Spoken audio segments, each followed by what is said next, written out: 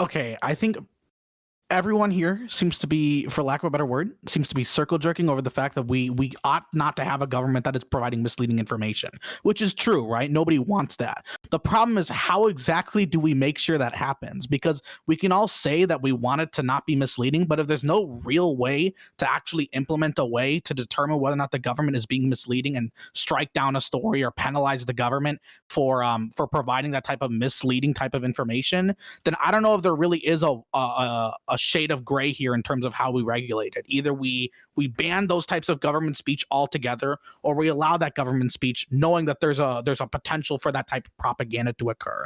I don't think there's any middle ground, because I don't think there's an actual policy prescription anyone here can make that would allow us to determine whether or not something is factually correct or not. And when you So- weigh the pros and go for it.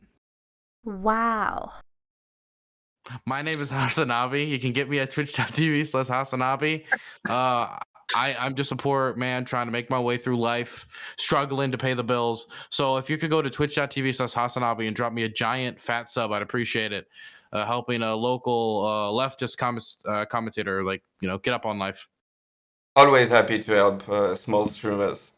I'm going to throw it to Gappy. How are you doing? Just extremely tired, but hopefully this should be fun. Or all right, if it's not fun, I hope it's fun for everyone else, I guess. Wow, what an intro. Okay, Preacher, how is your Sunday going? Sunday's going good. Most Sundays do. Preacher TV on Twitch, and I think it's going to be a good one. We've been looking into this, the main topic. I don't know the other two, obviously, but it's going to be a good time tonight. And remember, it's going to be as fun as we make it. True. I'm going to throw it to... I was going to say Wolficon, but anyway. Binx, how are you doing? Doing good. Binx_baby. Some call me the #1 foreign policy guy on Twitch. Do lots of foreign policy streams. Worked on Louis Gohmert's campaign. Worked on Vermin Supreme's campaign. Very proud of that one. Trying to get Jeb Bush for 2024. Let's go. Yeah. Lefty Style, how are you doing? Doing good. I'm Left Style. I do media analysis and political analysis on my channel. I've started up a podcast where I get random people on to talk about movies called Prolimina. You can find me at the leftist twitch.tv/leftist owl or on Twitter at the Lefty Owl. Yeah. By the way, you're an amazing drummer. Really like your drum stream. Oh, thanks. Katarana, how are you doing? I'm doing okay. I'm Katarana. Dylan's a illegal immigrant worker. I clean the house, make up the bed. I let him know it's time to brush his teeth. Just really hard work. I believe in traditional family values. I'm still waiting for my green card. I don't think I'll ever get one, and until then, I'm being paid in Haitian gourds. Other than that, also do physics stuff. Also do a little bit of the yelling stuff. I think they call them debates. And then I also, I guess I just professionally be cute on my stream. Sometimes I get rated by Dylan, and he calls that compensation via wages. But yeah. Hello. Yeah. More perfect union. How are you doing? Hey, I'm back from the dead. Literally.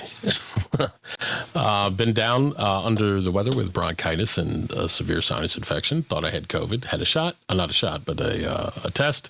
Test was negative.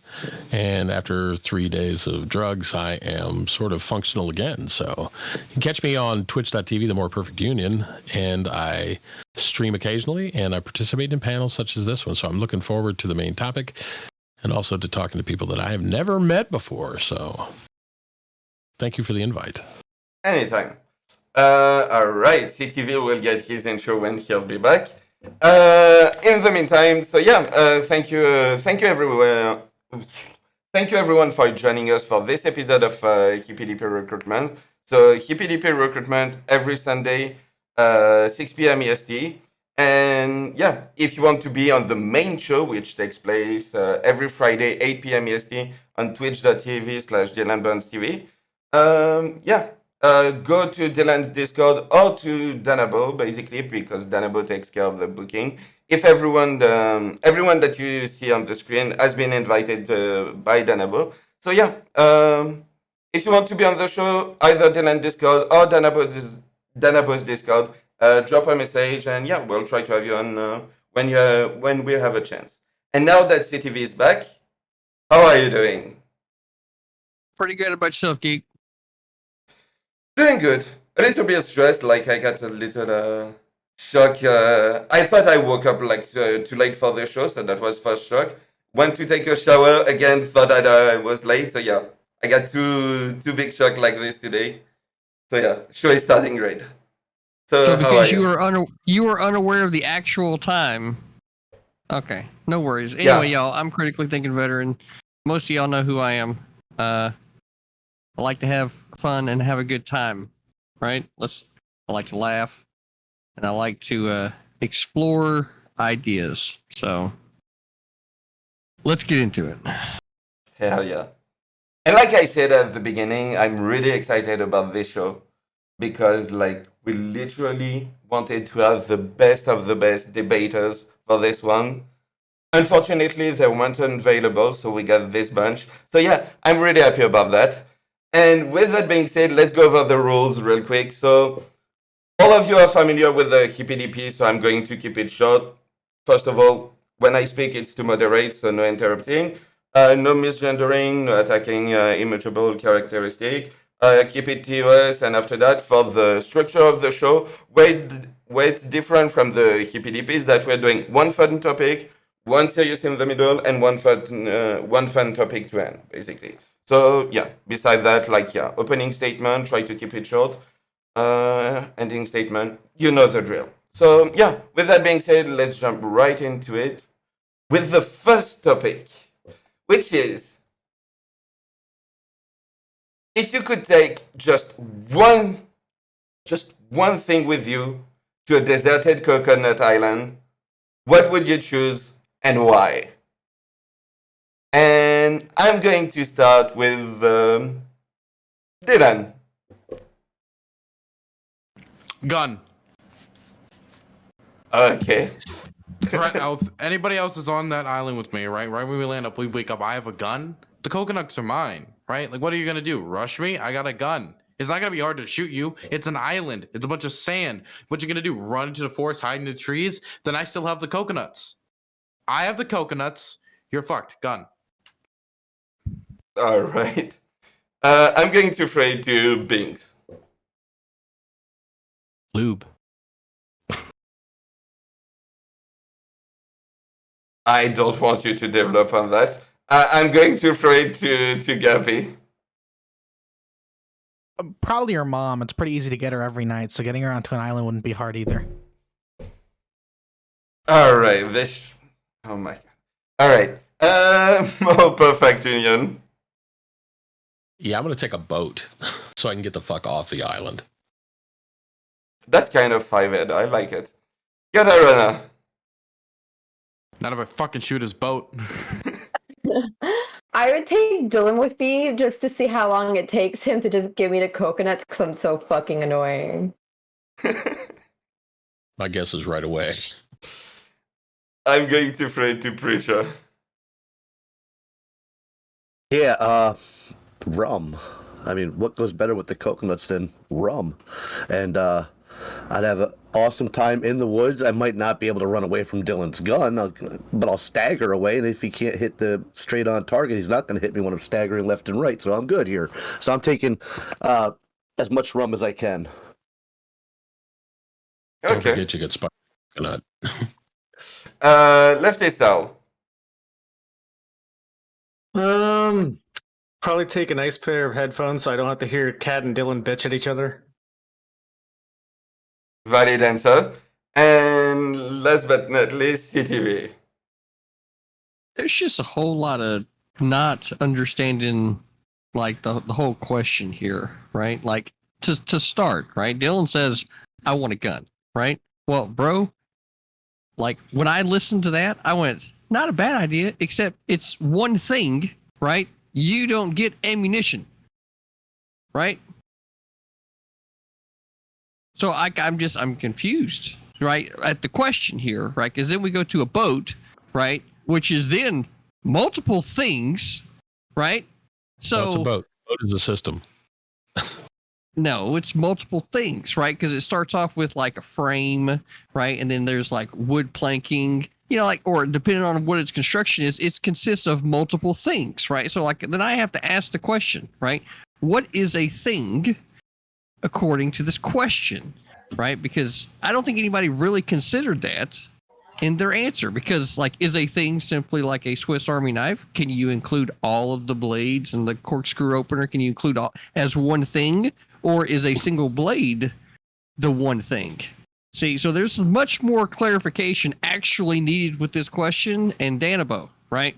You've got to include these types of things.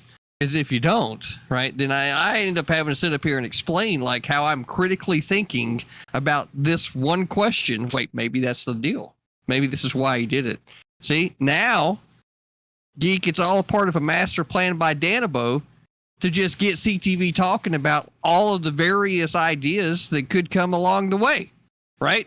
So Danabo, good move, right? So from here, I'm going to assume that the one thing needs to be a single item, which would be like gun, no ammo, right? Which means boat, no motor, or like a lot of other things, right? And it's going to depend on the type of boat. So if I got to take one thing with me on I'm assuming a deserted island with only coconut trees, right? Is that what I'm to assume? Okay. Okay. So then I'm taking my wife and we're just riding out the rest of our days. That's just it. Damn, great to know. All right, you think your wife is a thing. You can engage. Well, I think there's an element of like I think it goes into like the philosophy of linguistics or something. Like this happened a while back when we were talking when there was the whole like neo-pronouns thing or whatever, right? When we talk about an item like a chair, we don't see it as just different pieces of wood, even though we can deconstruct it further.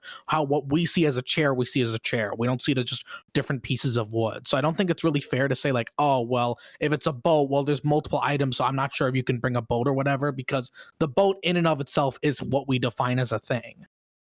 You know what? A motorboat, a boat with a motor, that's a different object that we consider to be a different object in our language. No, Well, I see where CTV is going. He wants us to get down to the elements. So now he wants the question to be amended. What would be the single element you would bring with you? And I'm saying cesium. Okay. Yep. That's what we're going for here. Cesium it is. How else are you going to build an atomic clock? I got you. I see where CTV is going. You know, STEM people unite.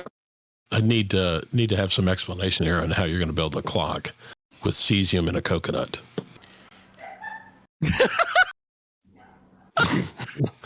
And then the other thing, minds want to know. And the other thing I'd like to kind of push back a little bit for CTV, because I know he is known as critically thinking veteran, but I think in this case he is critically overthunk it.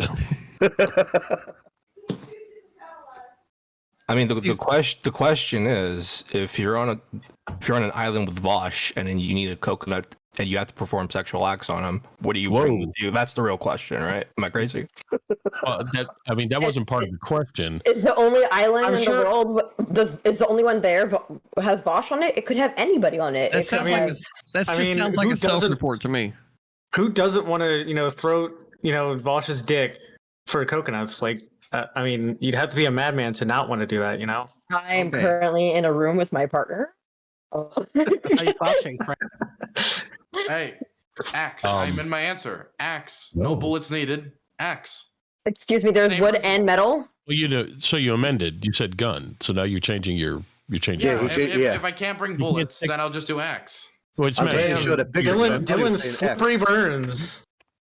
Can't stick to your gun? Listen, I'm sticking with it because we're exploring a new island. Stick to a gun, yeah. We're exploring a new island. That means there's going to be adventure. What adventure doesn't go awesome without alcohol? I mean, come on. You need rum to make this an awesome adventure. Well, if you want to talk about team building, I think that the rum can facilitate, bridging barriers and things of that nature and getting cooperation. Yeah, But I'm only starving building for a 3 team with days. Now coconuts. that's fucking team building. Let's fucking go. There's also yeah, the I fact- Assuming that we're getting to this island and it's uninhibited and we're not all necessarily going to be there together. Uninhibited? So if Inhibited? Oh shit. sorry, uninhabited. I'm. Who says I didn't drink rum before I came here? Right, Who I'm just gonna say knows? it's the rum that makes you Wow. uninhibited. Remember that conversation about the triangle? So I don't know. Companionship seems like a good thing to bring, and I feel like my companionship with Dylan is multifaceted. Sometimes I make him want to not be around me. Mhm. That's why I'm bringing And then X. yeah, but like it could be like a kind of like it's kind of like a game of tag where I'm never gonna win because you don't want to be near me to the extent that I could never catch up to you. And yeah, that seems Make you win, entertaining. though? But doesn't that make you win? So the thing about the axe is also on top of doing the same purpose as the gun, I can also cut down trees. You're gonna destroy the environment. Yes. Yeah, there's actually a really good book that was written in 1986 by a guy named Gary Paulson called Hatchet. Right, really good book. I read see, so then that lines up pretty close to why Dylan is picking an axe because he's already knows all the things you got to do. It's in the book. You want to go survive out in the wild? All you need is a hatchet. That's all you need. Well, I'm just gonna say this: I love my significant other to no ends, but I'm not taking her to the island with me because, unlike the rum, when I say, "Hey, I want to go do this," the rum's not gonna say, "I don't think that's a good idea, Mike. Maybe you shouldn't do that." No, the rum's gonna say, "Do it. You got this, fatty." So it makes you compliant. Wow, that rum is really negative. No, it's honest, and so am I when I'm on rum. I mean, if I had to bring someone, I would probably bring Geek, just because I feel like we would, when it came to the point where we would have to eat one another, we would just do it like gentlemen and battle it out, and then he who loses becomes a ham sandwich. You're just counting on him surrendering, aren't you? You said it, not me. What else did the French do besides just surrender? It'll be an easy fight, easy clap. Let's go. Yo. Yeah. Unfortunately, Katarana is gonna have to leave, so shout yourself out and. No, I'm joking. What I thought. Goddamn. Okay, first of all, I want to disagree with a few things since it kind of died down. Why would you bring someone else? It's another mouth to feed. How are you going to do it? You're on an island alone. And a limited amount of coconuts. It's good to know that Geek, you think that just because you bring someone that you're also responsible for them, right? Wow, great unbiased moderation, putting in your own opinions here. Yeah, exactly. Listen. Geek, are you saying women don't have agency, that they can't feed themselves? Exactly. First of all, why is it implied that the woman is going to be the person that needs you to fight for them? I know that Dylan eats at quite frequently. He'll get tired of coconuts and then he'll die. Now I have food for like a month. Well, I mean, it's a pretty small island if you only got food for a month. No. I meant like I have like a meat source for a month now. It's Coconut Island, not multifaceted island. Well, just so you know, coconuts are a protein source too. I want dead white boy. Wow. Hey, I've never seen that on a menu before. That's in a video game.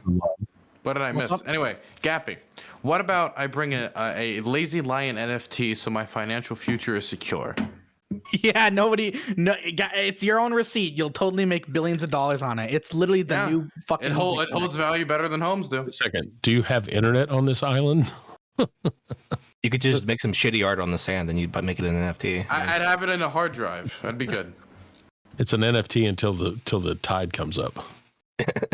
And you really don't have to bring another person because eventually a volleyball is going to wash up on shore, and well, there's your Wilson. You've also got to consider whether or not the island makes you old. Stop it right there. You spoilers. I never saw it. Okay, honestly, that would be kind of dank. If it was a coconut old island, I would just bring, I don't know, a pair of glasses and just sit there and wait for the next 24 hours until I kick the bucket. That sounds lit. Ooh, that Hell sounds yeah. lit. And this is why the alcohol comes in. How? Okay, The actually, last 24 hours? if we're on a coconut old island, I'm hanging out with Preacher, and I will get drunk You for know, the first time. Every time now Vosh takes a flight or gets on a boat and it's international in any way, I think, man, do you know how fucking hilariously ironic but sad it would be if he crashed in the middle of the ocean and actually ended up on a desert island? Oh, just It'd be him and great. Destiny? No, if Vosh actually ended up on a desert island. Let's say he Yeah. tragically died. I mean, like he dies there. His family never gets to see him again. The irony of it still happening on a desert island would be so overwhelming. It would be difficult for me to feel compassion in that scenario. Live by the sword, die by the sword. Exactly. What were your other qualms with our statements, Geek? Besides the fact that why would you bring another mouth to feed? Like a pleb. I mean, I don't even remember your choices because you went into this weird philosophical thing and everything. So yeah. Anyway, but yeah, I think this topic kind of died down really quick. So yeah, I think we could, unless someone has something to add, we can do like really quick closing statement and yeah, jump into the next one. So yeah, let's go for that. Like really quick. Yeah. Hey, can you do Gappy and then do me first for outros? All right. Okay. Wow, weird bias. Dylan Burns taking advantage of his white privilege. Okay. Well. Weird champ. So yeah, let's start closing statement. Gappy, wanna start? Yeah, sure. Whatever Dylan's going to say, it's not going to be that funny. Please do not omegalol him or whatever. Okay. All right, Dylan. Gappy, you're a pussy and you can't respond. Any statements? Got him. Okay, done. All right, Binx. Leonardo DiCaprio died at the end of Titanic. That's for who spoiled the ending of Old for me. Thank you. Yikes. Ruined the movie. Well. Lefty Style. All I'm gonna say is that Dylan and Kat bicker like old like an old couple, and it sometimes gets annoying, and I hate it. All right. Preacher, go ahead. I'm just sticking by my truth of the statement. Alcohol makes everything better. In vino veritas. Katarana. I'm reformatting everything. If I'm going on the old Coconut Island, I want to bring M. Night Shyamalan with me so I can ask him why did he do this. Decent choice. NCTV. Yeah, I think it's obvious that we pointed out the flaw in the question pretty early on, and once the flaw was pointed out, it was really hard to find a good rhythm for everybody because everybody was just confused, and you know that has a lot to do with the way the question is framed, Danabo. Right? Blame Danabo. Yes. Yeah. So like you gotta give us something, bro. Some things need to be defined so that you can further explore the idea, and but we got this whole second and third topic. I'm sure we're going to be redeemed, right? So, folks, right, get out your fucking meme card, right? Because I think we got a few boxes that are going to be checked. All right, so let's get to it. All right. Yeah. So yeah, like I just say, blame Danabo. Sorry, more perfect union. Did I? Yeah, you forgot me. But Sorry. Look, I'm gonna stick with the boat because Dylan's either gonna use a gun and as a club, and somebody's going to take it away from him and pummel him into the dirt. Or if he takes his axe, he's going to cut down a coconut tree because he can't climb the tree. Tree's going to fall down on him. It's going to kill him. Or Katarana is going to irritate him to the point that he just falls down and kills himself. Or everybody else's problems, okay, are going to lead to like this Lord of the Flies kind of a thing. I'll be in my boat offshore waiting for everybody to sort of fall down. I will come on shore, gather up all the coconuts, get in my boat, and go sell them on the open exchange and pay for the trip to write the book. That's a plan. All right. Yeah. Sorry for forgetting, but yeah. So, like I just said, blame Danabo for this topic and for everything that will go wrong in this show. That is for twitch.tv/Danabo. And yeah, with that being said, let's jump into the main topic, which is all right. The Smith-Mundt Act. I'm not going to try to pronounce it correctly. Was signed into law by Harry Truman on January 27, 1948. The act was developed to regulate broadcasting of American propaganda to foreign audiences. Produced under the guidance of the State Department, and it prohibited dissemination of material produced by such programs. As one of its provision on Americans. Okay, question: Do you think our State Department and the BBG should be disseminating propaganda to the people of the United States? If so, why? If not, why not? And with that, I'm going to start by Gappy. I think given the fact that we don't have restrictions, like severe restrictions on internet content or online media or anything like that, I think it's totally fine if a state agency wants to. I think the door is open if individuals and private corporations can engage online freely due to the First Amendment, and the government has its own government. I think it's called the government speech doctrine or whatever. The government's totally allowed to also engage in the same way as long as they're keeping things transparent and you know what's coming from the government. For the same reasons we're allowed to have a Twitter account, the CIA can have a Twitter account, or any sort of state agency for that matter. All right, I'm going to throw it to Katarana.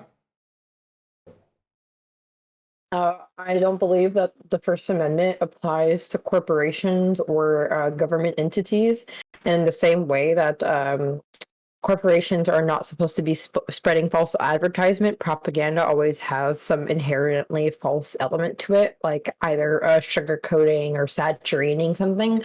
So I think that, like, given the stigma that like propaganda has with it, we should not be allowing our government to disseminate propaganda within our country or other countries. I think the whole fact that we even disseminate propaganda is pretty fucking weird. All right. I'm going to throw it to More Perfect Union.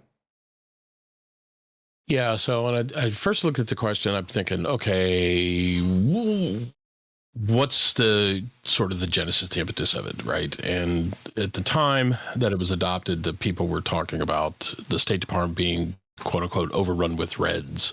And there was a fear that that we needed something to counter Soviet propaganda. So when it was amended, and they said basically no State Department stuff could be projected internal, because there was the possibility, at least, that we were trying to win the hearts and minds of other people, so Voice of America and so forth. The Obama administration sought to have that changed, and the law that was amended, basically, it changed it a little bit. It wasn't that much. It just basically said, yeah, they could come back and they could do their internal stuff. So it's not so much about being able to bring overtly so that they could propagandize the American people. It's more about things that were produced for external consumption could be freely distributed by the government. And the speech doctrine really is, yeah, the government can say what it wants to say, right? But they still have an obligation to tell the truth. So there are dangers associated with what was done in 2012 that make it potentially problematic, and we'll talk about that more in the open panel. But I don't think it's a good idea that the government falsely lay down stories, either directly or covertly, by working through these things called, I think, NPVs, where they produce content and then it's a broadcaster or some other user internally puts that out. It looks like the broadcaster's content, but in reality, it's done by the government. So I think that there's some problems with that we need to have some kind of a truth in federal speech contents to advise people so that they can consider the source. All right. I'm going to throw it to Leftist Al. Yeah, so I think it really depends on what you mean by propaganda. If you mean propaganda that is inherently deceptive or one-sided, then I don't think it's okay for America to sort of propagandize to its citizens, because it can create a false narrative that ends up harming people. We saw this with Nazi Germany. Nazi Germany constantly disseminated propaganda to its citizens, and it made them, raging anti-Semites that wanted to see the Jewish people extinguished. So I think it's better to just not spread propaganda within our own borders. It's not good. And this also goes for private entities as well. I don't think private entities should be propagating propaganda that has that sort of effect on people. However, I don't see any way we could regulate private corporations from spreading that type of information in any way that couldn't also be applied to private individuals. It'd be very hard to sort of like parse the differences between misinformation and information that was got that's like out of date or something like that. It'd be a very weird process to try and determine that type of stuff. So I think on the whole, we shouldn't, we should discourage propaganda from private entities such as CNN and stuff like that, and that the U.S. government should not be able to disseminate, very one-sided and very propagandistic materials to their own people. All right. Binx?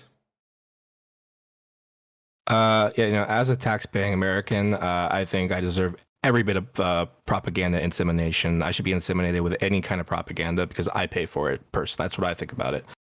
No, I mean, honestly, I Googled this for like 10 minutes, so I'm basically an expert on it. But the Smith-Moat Act was passed to basically give a American voice to other country, the rest of the world, as I guess part of the info war that was going on at the time. But there was this weird kind of rule that was made where the propaganda or the information that was given wasn't allowed to be seen by Americans, and that wasn't really because of the idea that it would hurt Americans. It was more just there was sort of this public-private media divide that was going on at the time. Later on in the 70s, that sort of some politicians started to make it sort of a more of a propaganda thing. I think it's sort of the 2012 Modernization Act. It's sort of like a no-brainer. There are like communities in like St. Paul, Minnesota, like the Somali community. They use Voice of America and these sorts of outlets to get information and stuff like that. So it seems kind of the fact that they couldn't get that is just kind of weird to me. So yeah, okay. I'm going to throw it to Dylan. All right, I go back to you later. Who didn't go? Preacher. Yeah, I'm going to agree with defining the word propaganda. A quick internet search. Information, especially of a biased or misleading nature, used to promote or publicize a particular political cause or point of view. And the reason I say we need to define that is because propaganda has taken up such a wide use lately in the last few years. Basically anything Fox says is propaganda to the left, and anything CNN says is propaganda to the right. So defining it, I think, makes it a little bit easier. And I said, no, our government should not be taking part in that. But then I said, well, what about the Constitution and the First Amendment? Then I realized the right to freedom of speech and free press doesn't give our government the right to lie to us, to deceive us. So in no way, shape, or form should our government be allowed to now, private media, Fox, CNN, obviously they're under the First Amendment, so they can, but just because you can doesn't mean you should, and just because you can doesn't mean you're free from consequences either. So I don't think it should be going on. I don't believe it should be happening, especially with our government, and I don't think media should be relaying it, but that's today's world. You're going to have that, unfortunately. Dan? Man, first I gotta say I'm gonna fire Danabo. This is the worst question of all time. Not saying it's a mean thing, just being honest. But if you want my honest opinion on it, I believe that the United States government, when it comes to disseminating information, propaganda generally, if we want to make it like a broader, more interesting question, when it comes to certain causes or when it comes to certain actions that people should do, I think it's perfectly fine. For example, I think if there is a huge outbreak of a disease and the government puts up posters reminding people to wash their hands, and that correlates with a higher amount of people washing their hands, I think that's perfectly fine. Where I don't where I think crosses the line is when it comes to the glorification of the self. Say this politician is the best and the greatest and amazing. That type of stuff I think is wrong for government public funds being used for such endeavors. I think it's also wrong for a government to be self-flagellating, right? To basically be going up there and just talking about how amazing it is to basically counter like discontent of the people. So I think propaganda, if we're using this word, generally directed at necessary causes for public health, for instance, would be stuff I would be more okay with when it comes to the government disseminating this type of information. And that's all I have to really say about this. All right, and last but not least, CTV. Okay. Few things to consider. We've got the Constitution, right? Right to free press. We've got the government federally without the ability to restrict speech, right? And we've got information that, due to the nature of media, say over the last 80 years, right? Moving from, say, like newspaper, magazines, to now it's predominantly online. We've got companies that have been hosting cable night, shows at night, and have been for decades, now fighting for relevancy against, more online entities. There's more sensationalization of the media going on. And they're all fighting for relevancy so that they can make dollars. So, do I need the government out there spreading or disseminating propaganda, right, or potentially false information or potentially misleading information to the American people? I think that the one thing that the government should be trying to do is to focus on information that's actually helpful to its citizens, and not just trying to get into what, in essence, becomes a corporate war for relevancy, right? And at the end of the day, that would be the marketplace of ideas that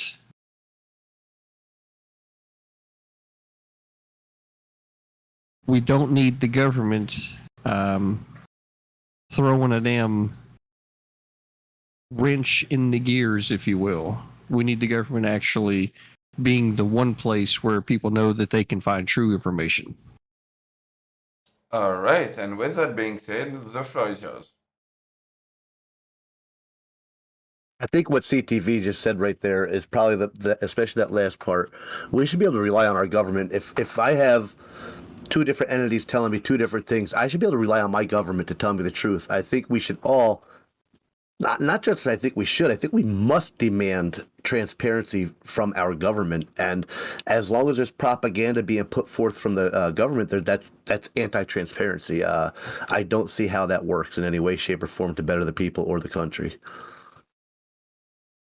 Okay, I'm gonna pose a question. I'm gonna throw a question over to Katarana, if you don't mind. I think you said something along the lines of that you don't believe corporations or the government have a First Amendment right, period, that only people do and not private entities or the government, right? I said that, the First Amendment right doesn't apply to the government. I could be wrong about corporations, but when it comes, does the government have freedom of speech, and can they just say whatever they want without, consequences from the government? That sounds like that shouldn't be, right? If I'm wrong, then... Well, there is I think a doctrine for. I think it literally is called the government speech doctrine, although it's pretty low, not really developed hard. But just going off of that, then, are you fine if the government comes out and says, "Hey, we stand with the LGBTQ plus community. We stand by them, and we want to make sure that we can provide as much support for them as possible, and we'd hope that people in society make sure that they treat them well"?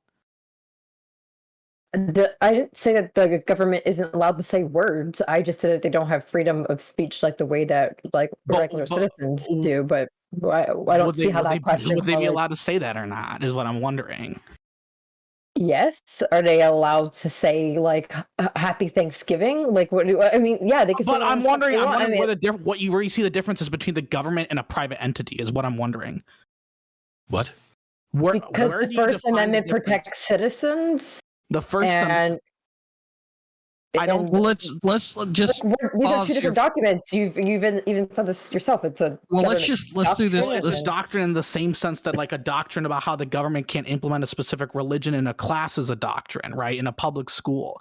But what I'm wondering is where would we differentiate the right that the government has to say things versus a private individual? When the Well, government's everything- being everyone's false. just basically You're just taking a conversation off into a well, because what I'm direction. wondering is everyone seems to be saying, well, the government just as long as it's not deceptive or one-sided, then sure they can say whatever Well, no, they want. But there's- how are we no, going to determine if it's deceptive or one-sided?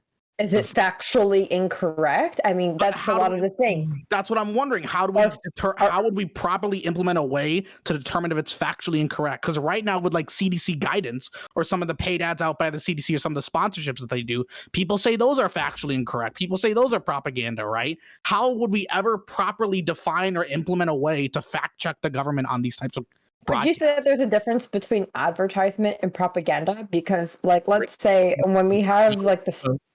Sorry. Not really, Kat, because advertising is just simply paying for the message to be brought out. Okay, propaganda is properly defined is that it's either self-aggrandizing, it's purely partisan, one-sided in nature, or that it's done in a covert way. The problem with what was done, and your question about the doctrine of free speech, that's not really a law, that's not really in place. It's just like a concept, right? It's like a legal theory that's not codified. It's not been really tested.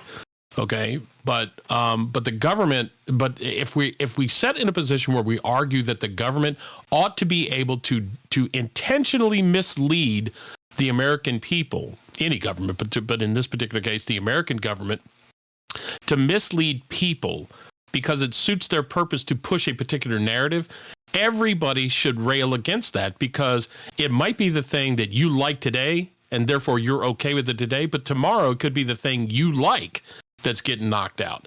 And the essence, right? The essence of it is that the government programming, they produce tens of thousands of hours of content per year in the State Department. And it's oriented for, and by the way, the law says that they cannot directly create content. The State Department cannot create content that is targeted for the U.S. audience. Okay, so we're talking not about speech in general, not about government protections against free speech claims in general.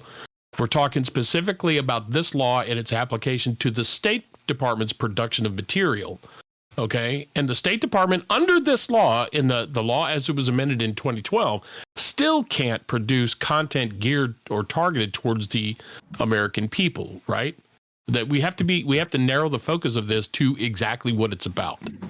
And most of that content, even in like Voice of America, is just reporting. They're just reporting like what's going on. They do say there is like a pro-America policy stance or bias. Yeah. Not bias, but like it's mostly just like saying the news, you know. And there was a study, or there was a review, Northwestern Law Review, and they talked about the potential issues that exist, right? And we think like there's potential for voter fraud in mass mail-in ballots if you don't verify the voter rolls, right? I'm not trying to get off the track with that, but there's a concern that it could happen if the security issues aren't addressed. The same thing is being posited in this Northwestern Law Review article to say that if the government can produce, if the State Department can produce content and then feed it over to CNN or feed it over to Drudge Report or feed it over to whatever, right? Depending on who's in office, whoever their favorite media outlets are. And they just say, here's this thing, you can produce it or you can put it on your content. The organization doesn't pay for the content to be produced. Okay, they get to play it. It looks to their community, it looks like content that they produce themselves. And therefore, if it's pushing a particular narrative that the government wants, right, the State Department wants, then you have this potential that the people consuming the content through the third-party vehicle are not aware of that. And there is the potential, and it trips one of the triggers for what is propaganda is that it's delivered in a covert way. So the answer or the suggestion that the law review article came up with was that they should at least include attribution produced by the State Department, blah, blah, blah. Because people, when they hear, most people have a healthy distrust of the media. Most people have a healthy distrust of the federal government, okay? And if people know that the content is being produced by the State Department, then they might go, I might want to go do some additional research, thus informing themselves about it and being less susceptible to the idea that a particular piece of programming might be considered propagandistic. Does that make sense? Yeah, I think it does. And I think it's totally fine. I read the same law review thing too. I think asking for transparency or like some sort of transparency requirement is totally fine. What I'm confused with is everyone seems to be saying, well, it's totally fine unless it's deceptive or one-sided, but there's no actual policy solution as to how to determine if something is deceptive or one-sided, other than letting other private players in the market determine if it's deceptive or one-sided. Like everyone just says we can just magically create some sort of fact-checking system for the federal government and just have work completely in a nonpartisan way. Real quick, I wanted to throw it to Katarana since she was interrupted and it was this. Go ahead. And after that, preacher. Yeah. Okay, so what I would see as to be a form of propaganda would have been in the case of the recent bomb striking over in Afghanistan. If the American government put out like a whole I don't know, circle jerk kind of a piece of information saying, we got the terrorists. Oh my God, look at us. We're keeping you safe. Because then fact checkers would have gone through and be like, nah, you just killed like some people and his children and his family. Like that's what you did. But if that would have been disseminated through like just like, yes, America's keeping you safe. In that kind of method, that would have been like clear propaganda to me. Whereas if they would have put out something just saying like, did you know that you can get a free education by being in the U.S. military? That's not propaganda because it's true.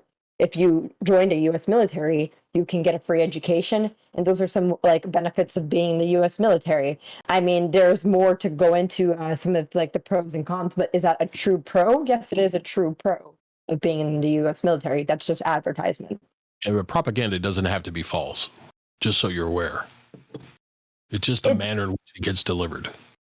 Yeah, I mean, but I guess there's it doesn't need to be false, but it often is false or weirdly warped.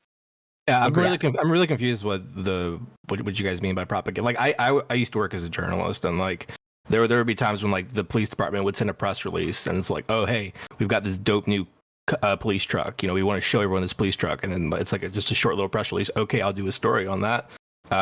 If it didn't exist, is that propaganda? Just the fact that I put that out there, disseminating that information for the police department, is that considered propaganda? Like, so what is it? I want to let Preach talk since he raised his hand. Go ahead. And I think it might even go along with what Binx is saying too. I'm not sure. I don't think everybody's saying, oh, it's okay as long as it's this. What we're saying is we're trying to separate propaganda. What is propaganda? And propaganda, I read the definition there. Of course, it's just a generic internet one, but information, especially of biased or misleading nature, used to promote or publicize a particular political cause or point of view. We're saying, government speech is one thing. But when it falls under that definition of propaganda, then that becomes bad when they are pushing, especially misleading. I don't know how the government's going to speak. No matter whether it's Republicans in or Democrats in, there's going to be bias in their speak. I mean, it's going to happen. So I don't know how you work around that. But when it's misleading in nature, to me, is the worst part. Our government should not be in any way, shape, or form misleading. That's plain and simple. All right, I want to throw it to Gappy. Okay, I think everyone here seems to be, for lack of a better word, seems to be circle jerking over the fact that we ought not to have a government that is providing misleading information, which is true, right? Nobody wants that. The problem is, how exactly do we make sure that happens? Because we can all say that we want it to not be misleading, but if there's no real way to actually implement a way to determine whether or not the government is being misleading and strike down a story or penalize the government for providing that type of misleading type of information, then I don't know if there really is a shade of gray here in terms of how we regulate it. Either we ban those types of government speech altogether, or we allow that government speech knowing that there's a potential for that type of propaganda to occur. I don't think there's any middle ground, because I don't think there's an actual policy prescription anyone here can make that would allow us to determine whether or not something is factually correct or not. And when you weigh the pros and go for it. Yeah, so a couple things. One, like these are debate panels and not praxis panels. So a lot of times we don't necessarily come here with like policy prescriptions because they're not praxis panels. We just like to yell. That's kind of fun. Yeah. But then the second thing is also like, do you think the first time the government started disseminating deceptive or incorrect information in our country in the last like 100 years was in 2012?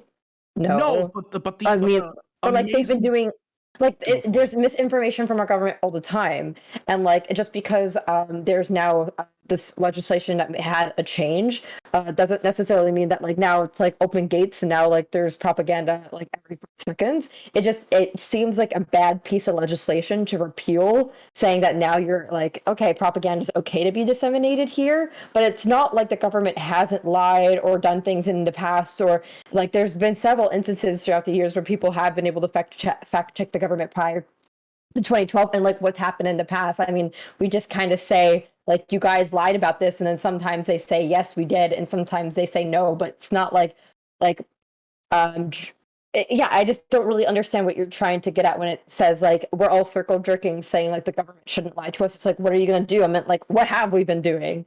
Like, Okay. Let me hop in for a second because I'm seeing two different things. Wait. Sorry, I want to let Gappy respond. He was interrupted, so Okay. yeah, finish your segment. Two things for it. It wasn't repealed. It was just amended so you could do things like FOIA requests, or third parties could make like one-time or subscription requests in case they wanted to use that information. They aren't required to. But two, in regards to the whole like circle jerking thing, I think we all agree propaganda is bad. But the problem is, if we're deciding whether or not the government ought to be able to provide that type of like misleading information or have that opportunity to, we have to determine, well, if we're gonna ban that, then how exactly will we implement that? Like, this is like saying like, oh well, should we just stop all crime? Like, yeah, of course, but the problem exactly is like, how would we be able to implement that? And if there is no way to do it, then it really is a binary question of yes or no. And it sounds like it's just an issue of, oh well, they should just be factually right. But people dispute this all the time. We see this right now with like the CDC trying to do guidance and trying to do different types of ads and stuff. People accuse that of being factually incorrect and propagandized, right? So I don't really think there's a way for us to restrict the government on what it presents. I see. Real quick, Sorry. One other thing, because I forgot there was one other response to Katarana. I know you mentioned, oh well, there hasn't been. Do you think that there's only been propaganda since 2012? No, obviously not. But the big difference is that over the past couple of years, we've really seen the internet become a lot more democratized and a lot more popular, for better or for worse, right? But because of those changes in information technology, that's why there was a reason for them to be able to amend the Smith-Dunt Act or whatever, to be able to amend it, because of the fact that the internet serves as a much better fact checker nowadays and a much more democratized way of disseminating information to people. But also because of that, it makes it a lot more difficult for people to get away with propaganda unless they go full like China or like full, I think what's happening in Myanmar recently too, where there's a lot more of an authoritarian rule, not just on the government providing speech, but on restrictions of speech overall. And since we don't have those types of restrictions on speech, I think it's a lot easier for us to just allow the government to do whatever. I want to let Katarana respond to that if she wants, and after that, I want to throw it to Preacher and Perfect Union. And after that, I want to open it to people who haven't talked a lot so far. So yeah, go ahead, Katarana. I think there's a difference between using the word propaganda as like a way to, I don't know, like debate for the government, and like actually there being factual propaganda. I mean, people can say that the CDC guidelines are propaganda, but like, do vaccines stop you from getting COVID, or do vaccines not stop you from getting COVID? That, like, these are factual statistics. I mean, like, sure, people can say like, oh, the CDC is lying to you, and I can say that anybody is lying to me, but like at the end of the day, we do have fact checkers, and fact checkers have gone through and said, yes, vaccines are good for you. That is why we've had vaccines for the last 100 years plus. But that's not actually propaganda. Propaganda isn't just when the government says something that you don't like. Propaganda is when like there's actually a clear bias, and like sure, there might be some things that the government hasn't like been telling us as like alternative sources, but it's not a lie that vaccines are good for you. I mean, it's not just like you say that it's just a lot of people call things propaganda as a way of like just negating an argument. Like a lot of people will say like somebody's a literal Nazi when they're not. Like, sure, I can say words exist. That doesn't mean that you're using these words correctly. But like in general, do I think that when I say repealed, I don't mean like actually repealed as in it's no longer there, but now it's been amended to no longer have the protections that we initially had in 1948, and I think that's pretty bunk. Like I understand that maybe there's like some form of patriotism that's on the decline, but I don't think we need to start like allowing like fundamental protections of their citizens to necessarily be stripped away just in order to like build back up spirit or some shit. I don't know what the utility was or what the context was of the 2012 amendment, but I don't think that's a pretty good path for us to go on. And I also, as usual, find it strange that it comes up in a debate topic rather than this being something that like we actually talked about in 2012, because this seems like a serious like rights, not citizen rights, but just this seems like a pretty serious issue that more people should have had some type of pushback on. All right. I want to throw it to Preacher and more perfect. Yeah, there's three things going on here. One, I keep hearing the word circle jerk, and I'm thinking that's not a bad thing unless you're the pivot man in that. So, moving past that, Jeez. I think Kat's talking about propaganda coming from the government, and it sounds like Gappy's talking about, okay, well, propaganda, but can we really do anything about that? And that's a discussion to have down the road. I agree. Okay, here's what I'm thinking. If you look at, let's say, and I might take some heat for this, whatever, when Adam Schiff came out and said, this was Trump's phone call with Ukraine president, and he gave this totally false, he knew it was false quoting of the phone call, but he never got in any trouble for it. When the actual conversation came out and everybody realized that dude just stood on TV as a government representative and straight up lied to the people to push his narrative, there was never any pushback. He never got in any trouble. So you're right. There should be a conversation down the road about what happens when these government people are doing this, because right now, obviously, Trump has said some false things, has not been punished. It's on both sides of the line. You're getting false stuff, and nobody's being punished. So yeah, there should be conversation about what happens. But I think at this point, when it comes to propaganda itself, that we the people should be like, dude, I don't want my government lying to me. I don't want them being deceptive. I'd really like them to not be biased. I understand you're not going to get that, but right now, looking at propaganda as it's termed, it's a bad thing. And we don't want the government participating in that. What happens when they do? We could talk about that. That's a whole different debate, though, what kind of punishment they should receive. But they definitely should be punished one way or another. And I'll leave it at that. All right, more perfect union. Yeah, so the question of praxis, right, whether you get the difference between theory and practical real world, I think there have been suggestions that have been made. I brought one up, right? Attribution.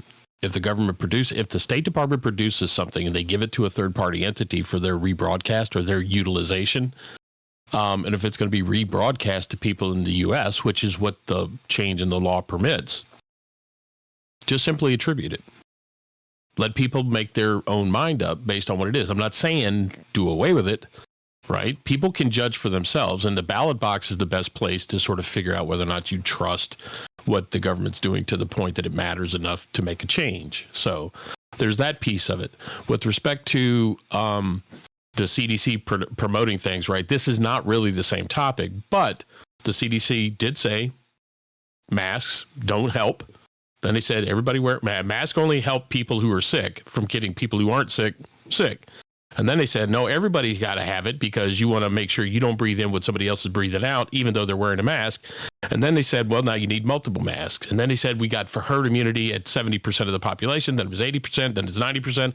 Now it's more than 100% because you have to have fully vaxxed plus booster shots, right?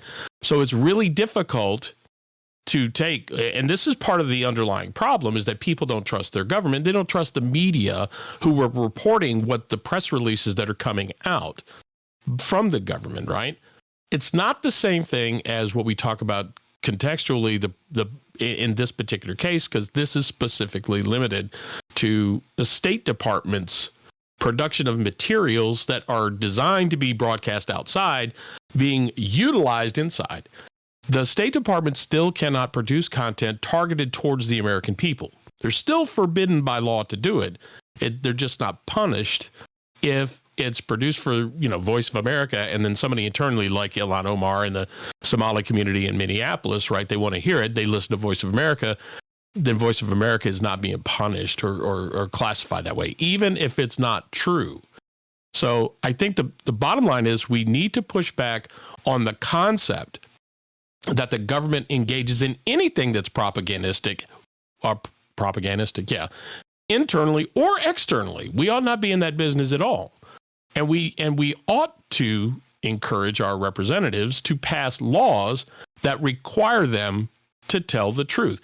And oddly enough, a couple Democrats, John Kerry and another senator, tried to push something in 2005 to get to, like a truth in governmental reporting thing, where the stuff that people have to tell, that come out and tell the American people, had to be true. And it got shot down overwhelmingly because they're not interested in us knowing the truth. They're interested in us being divided. And things like propagandistic tools and things like that might be employed through the State Department, through other entities, with this change in the 2012 law, make it more possible to mislead people who are not up on what's going on. I don't know. I mean, I kind of, the problem that I have is I think propaganda to me is a much more fundamental term than the way you guys are using it. Like if propaganda is just using a message to convey a point of view of an institution or of an administration, then propaganda is built into like democracy itself. If you like drive by and you see, like Adam Smith for Congress or whatever, that's propaganda. If you get an email from your congressman or from your president, that's propaganda. Like every administration wants to rest on their laurels and they want to like sell themselves to the people, right? That in itself is propaganda. Actually, and when it comes to like Voice of America and those sorts of groups, I trust them more than I would trust like CNN or mainstream institutions, because they don't sensationalize and they don't engage in clickbait because they're funded. They don't have to worry about that. Well, and that's a big problem going on right now when we look at our mainstream media is it's sad when I can go to Al Jazeera and get a more, and I'm not saying that there's this great group of people, but I can get a more honest take of what's going on with situations in the United States than I can from mainstream media. And that's sad when our mainstream media has fallen to, they're really just, they'll receive propaganda and they push it. And I think if I can go back with what I believe MPU was saying, is that the media gets stuff, hears stuff from these press briefings, and they don't push back on it anymore. They don't fact check our politicians. This is the internet age, man. We can fact check just about everything and anything, and we should be. But it's a sad day in America when we actually have to continuously do that and cannot rely on our government to just give us the straight up truth. Yeah, if I could just dovetail right there to what you said. I like doves and tails. Go ahead. The argument, right, is that the news media will pick up stories that fit the narrative that they want to propagate, and they'll fact check the living hell out of the arguments that they don't like. And either Katarana wanted to go, or she was telling me I'm number one.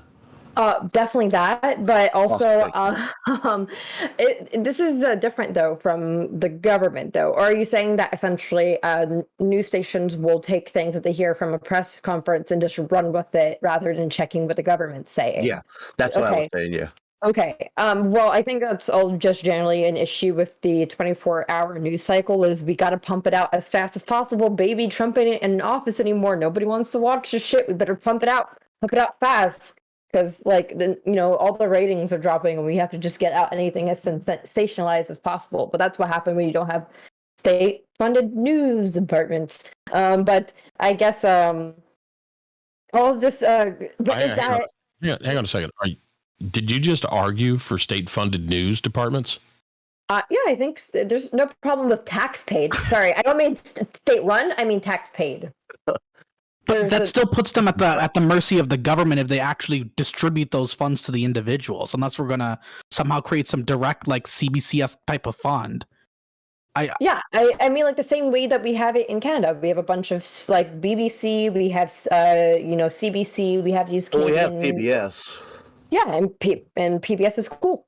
Like NPR is nice. These are things that just happen to be a little bit more factual, and they can take their time because they don't have to worry about clicks and ads and stuff, because they always will have a certain amount of funding and don't have to worry about like whether or not Keurig is going to pull out because they said something that Keurig didn't like, or Nike is going to pull out because Nike didn't like that. I think these are things that typically will help you get more moderate and just true fact-based things, rather than things that like appeal to one side of the aisle versus the other.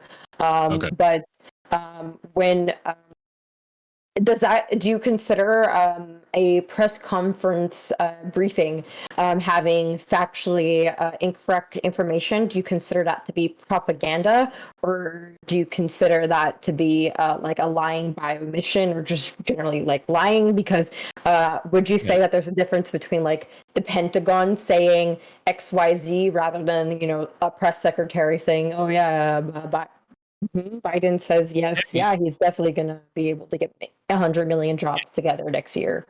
Gabby made a good point earlier, right? Which is, how do you prove that they're actually doing it? And then if you can prove it, how do you get a remedy, right?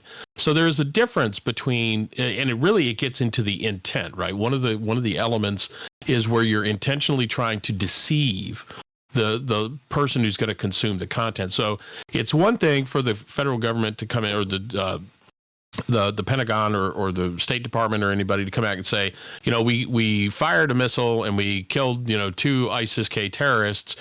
In response, they were quote unquote planners for ISIS-K, and they made a bomb.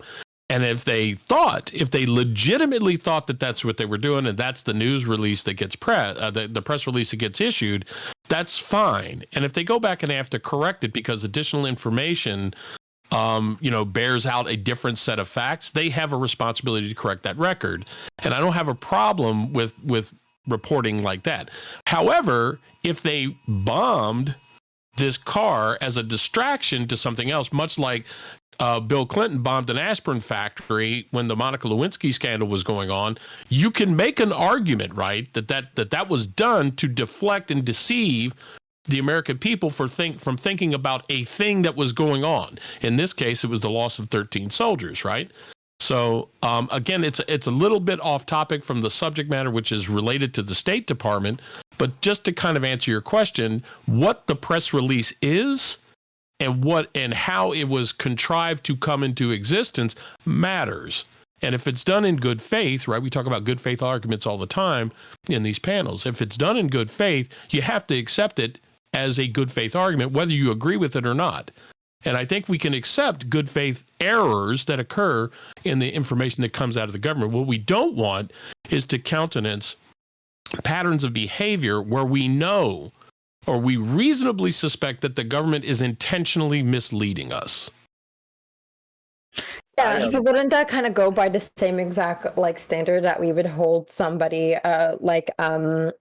public figures that are being sued for things like a defamation, because not only do you have to prove that there's malintent, but also that they knowingly spread misinformation. And if we can do that for people, then we should be able to do that for government entities. So, hey, what you put out about the Afghanistan situation, that wasn't true. Did you know for sure that person was not a terrorist? Because if that's true, and you also purposely lied about it, then that's where we get into the issue of you're spreading misinformation and now you're propagandizing. Whereas, if they said, no, we genuinely did believe that this was somebody that was a terrorist, but we did make a mistake, then you say, okay, then please correct the record and please make sure that you're following through more before you're putting out that type of information. A really good example of what you're talking about was during the 2012 presidential election. Harry Reid from the well of the Senate said that Mitt Romney doesn't pay his taxes. It was a patent lie. It was completely false. He used the immunity position he had from being free to speak on the floor of the Senate, okay, and have no consequence. That was the practical effect of propaganda. It was a blatant lie. He knew it to be a lie. And it did affect people's perception of Mitt Romney as a candidate. and there were no consequences. So I fully believe, and I know, Gabby, you're 100% right. The likelihood of getting any of this shit to be passed and to even just say that people who are in office are going to do the right thing by the American people, by their constituents, and not intentionally lie for political or self-aggrandizing activities, the chance of that happening is nil. Okay, without some kind of a constitutional amendment, because any federal law could be overturned by a subsequent Congress. So I think it's problematic that it happens. It's sad that we're having to make the discussion the way that we're doing it. Okay, because there is a disconnect between theory and praxis, right? That you could make a prescription. The likelihood that our elected officials are going to buy into it or try to self-fix and correct the record so people feel more comfortable about what's going on in the federal government is nil. So my issue isn't about whether or not we can get something to pass through Congress and whether or not that any type of bill with a solution would be passed. My issue is that I don't think there is any sort of solution. Like, unfortunately, like shit like that 2012 Mitt Romney thing is awful.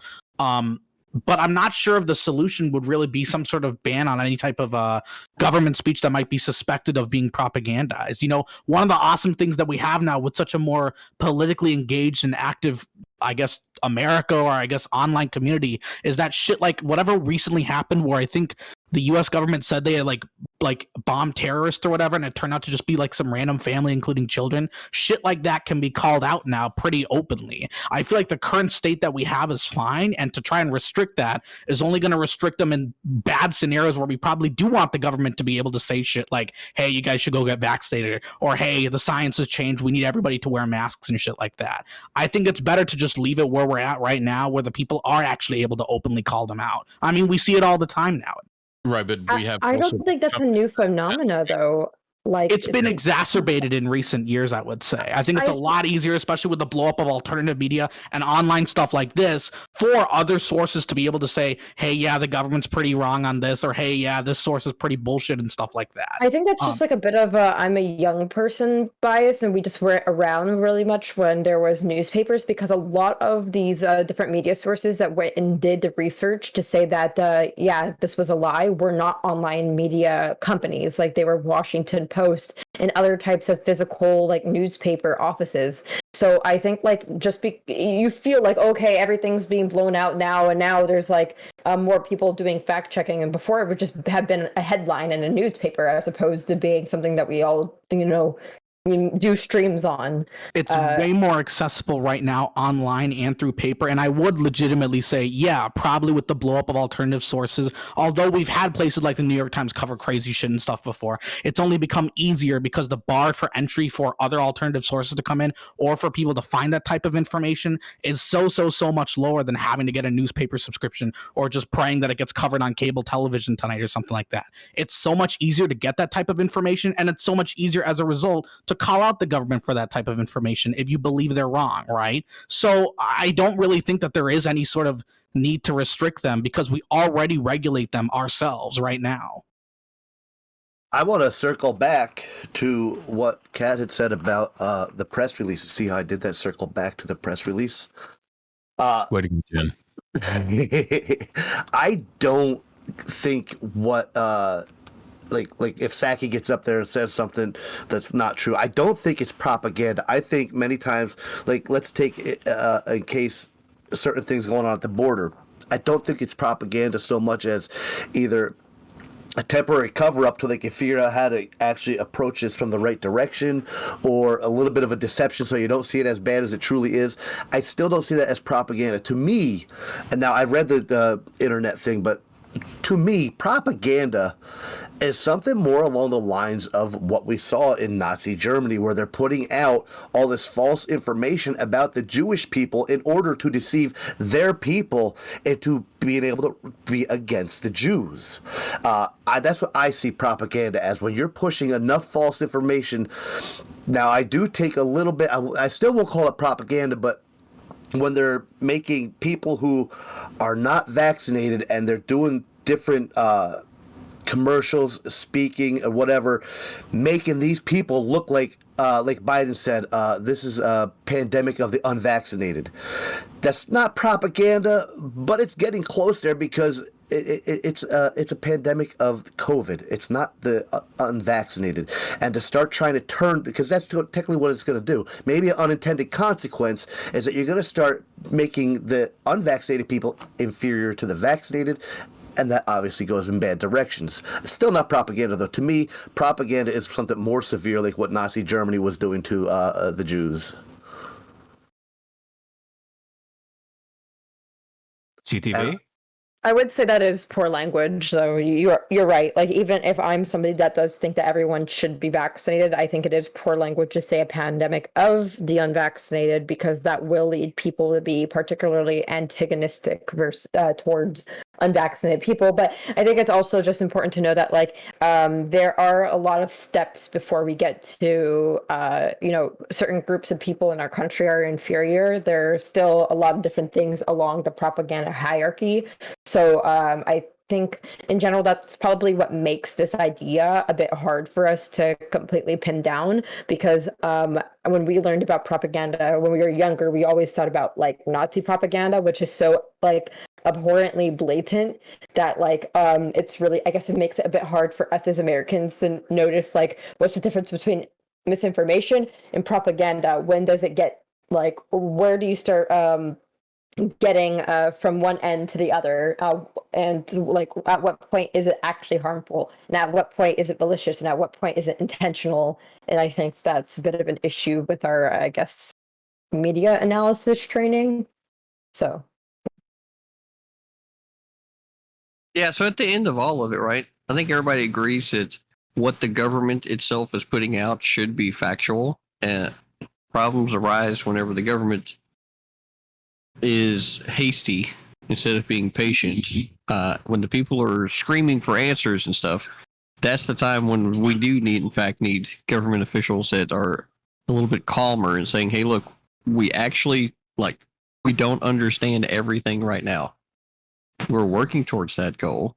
This is the best information that we have at the present time, right? And when you take the time to really lay these things out there in a nice, concise way for the people to understand, it reassures them that the government is in fact doing what it should do, right? The problem comes in whenever we have politicians that have been doing things that we all are aware of for the last, say, 80 to 100 years from time to time, and more so in the last, say, 50 to 60 years, more things have happened that create the mistrust between the people and the government. And then whenever we have a situation where there is a global pandemic of a virus, it really, and there's already a mistrust between the government and the people, there's a real problem that you're going to have between getting people to do what might be objectively the best thing to do, since they don't trust their government. And so it's like a lot of it comes down to whether or not you trust the government. And the government should always be taking that into focus whenever it's putting out messages to the people. Because if it's not, then that's when, like, the entity that kind of binds us all together, that we all live under, right, starts being the thing that is driving wedges between us. And that's not a good thing for, that entity to be doing. So, statesmen instead of politicians. Yes. Real quick, I just wanted to remind the rule is that please do not interrupt. Like, Dylan, I think you've been interrupting way too much tonight. He has been. I would ask you to calm down for a while. I'll do my best. You know what it is? He's got Pence sitting next to him, so he thinks he's Trump and he can just shout out whenever he wants to. But yeah, and ironically, okay, we're going to go into closing statement for this topic. Starting with Gappy.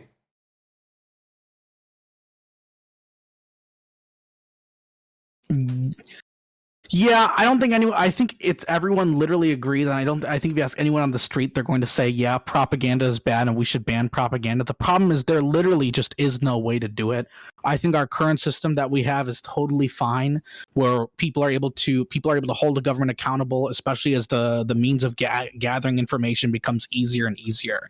And I think the cons of trying to make any sort of ban on propaganda results in the government not being able to say actually essential information. So while it sucks that our government can say dumb shit like lying about whether or not they killed terrorists or just killed a family, for example, I think that con is unfortunately a necessary evil that we have to have, because I still want them to be able to tell people to go get fucking vaccinated or other things like that.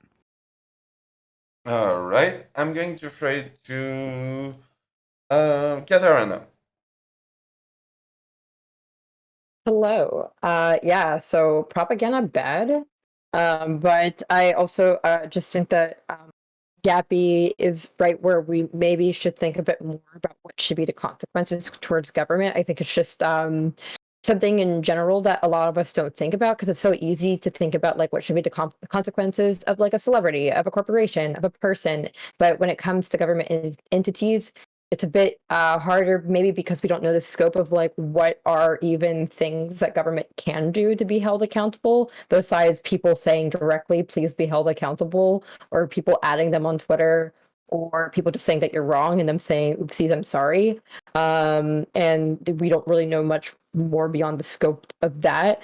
But outside of that, I think I don't entirely understand what was the context in 2012 that led to this amendment. But I guess in its face value, it doesn't seem like an amendment that's going towards helping, making our country better in any way. But overall, I think it is a good thing that more people are plugged in. I just hope that it's something that's not fleeting. And just because 2016 was such a galvanizing year, and eventually we're going to go back to having a nice, beautiful milquetoast type of politics where no one gives a fuck and they can just do whatever they want. But yeah, government fly bad, government do advertisement that is nice, good. Wow, spicy.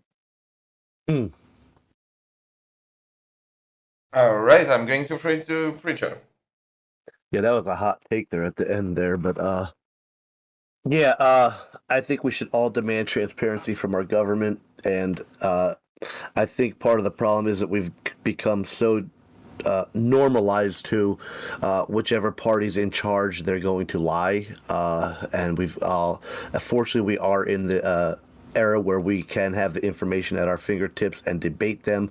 Unfortunately, we're the little people of the world, and what we say, even here, as huge as Twitch politics is, as huge as Mr. Geek's channel is, we're not going to make the dent that we need to make, unfortunately. So we should demand more from our government and transparency. I don't care if you're a Republican or a Democrat or an independent. You need to be transparent with the people. You are there for the people, by the people.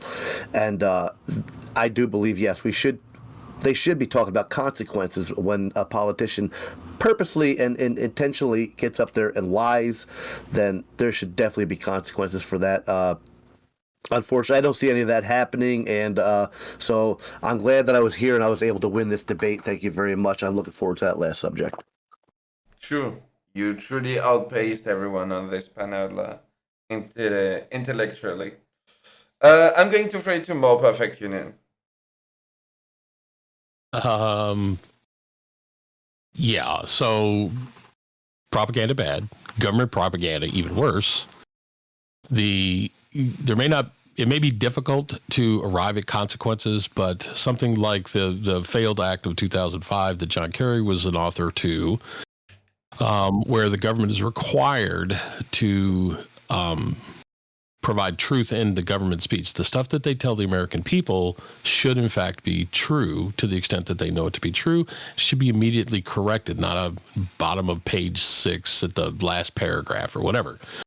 And I think attribution is a key function for making that work, or could be a component of it. And frankly, the consequences for bad speech, bad misleading public guidance, is really the ballot box. And I think if we just simply inform people the origin of the particular speech that's being done, then the American people will at least have been afforded the opportunity to make a decision whether or not that was useful, truthful, or specious and malintended. And they can hold them at the ballot box. And I appreciate the conversation, but I disagree with the assertion that Preacher won the debate. So I'm just gonna debate that. I'm just gonna be right here and go just on voice quality alone. Oh, that's cheating, man. That's cheating. That's propaganda. I'm going to throw it to Dylan. You know, I think I've talked so much on this topic. I just want to make sure other people get an opportunity to talk, so you can skip me. I wish you would shut up already. True. Binx. Yeah, all propaganda intrinsically bad must be eliminated. With that said, follow me on twitter.com, BinxBBLOL, on the road to 20 followers. I've got dog pictures. I've got cat pictures. I've got retweets. That's all. I just made it. It's not that much. Thank you. All right. We didn't go yet, CTV, but okay, CTV. Look, I think it's obvious at this point. We have been all the way around this topic. It's very clear to me that what we need to do is start funding some more Star-Spangled Man with a plan, right? Nothing was ever better than during World War II when Captain America, right, was out there leading the charge. We need that kind of propaganda in our lives every fucking day. All right, so call your congressman. Fucking tell them we need Steve Rogers out there at the forefront of this shit and letting these fucking commies know that we stood up to them one time and we'll fucking do it again. All right? Yeah. With that being said, that concludes this topic. Please go follow all of our wonderful guests. Big streamers like Binx, or small streamers like Dylan Burns. Go follow them all. So there was an extra J.K. Lamau topic, or were there only 2 topics? No. I'm just saying we're going to go into the next topic. I'm just This is the giving commercials. everyone... Yeah. I'm just saying to everyone to follow you, but apparently you're not happy with this. So This is follow everyone but Katarana. That's what happens when you privatize media. Follows. I don't want your fucking follows. You can keep that shit to yourself, bitch.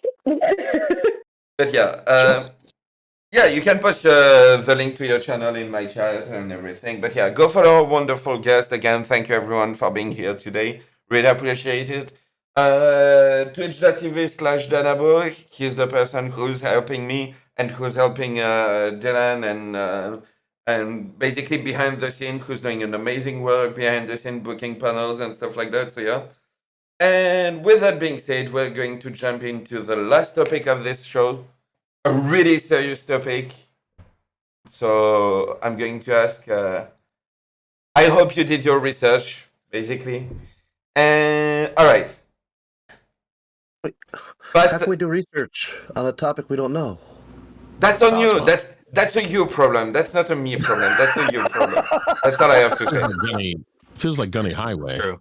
All right. This one is, I don't know. It's a little bit divisive, but we'll see. Pasta, pizza, or potatoes? Mm-hmm. Those are your choices. Pasta, pizza, or potatoes? You have to choose. Making me choose. All right. I'm going to throw it to Binx. I'm confused. Why is potatoes on the list? It's like one of these things is not like the other. Blame Danabo. Okay. Geek, I'm knocking.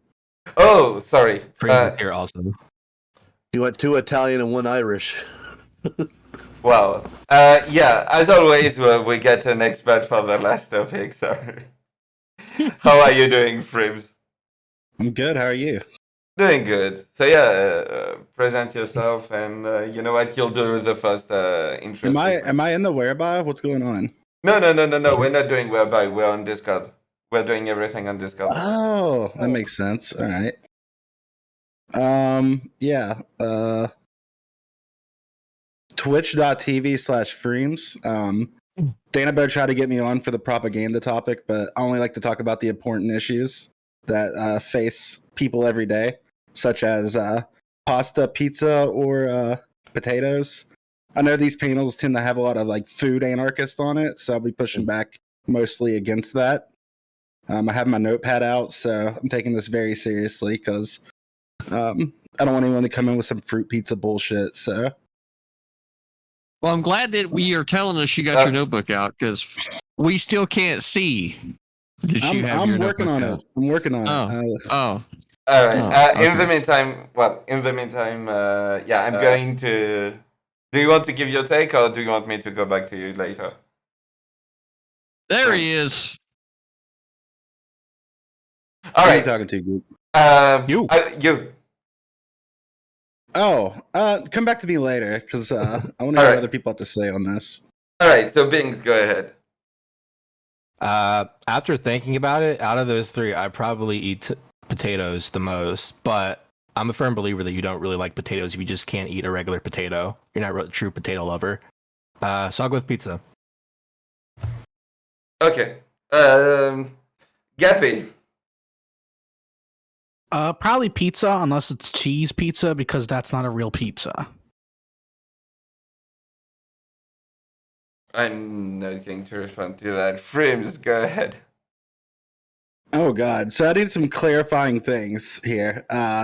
When you say pasta, are you just talking about the noodles or pasta dishes themselves? Because that makes a big difference. I could, throw the fucking noodles away for all I care. But if it's anything made with pasta noodles, then like you can literally just eat everything and have the noodles. Like, oh, this is a pizza, but it's got noodles on it, so it's pasta. I need to know. That changes a lot of things. The incorrect answer is potatoes. I will say that. All right. I'm going to pray to Dylan. Wait, you didn't clarify. I don't know. Pasta.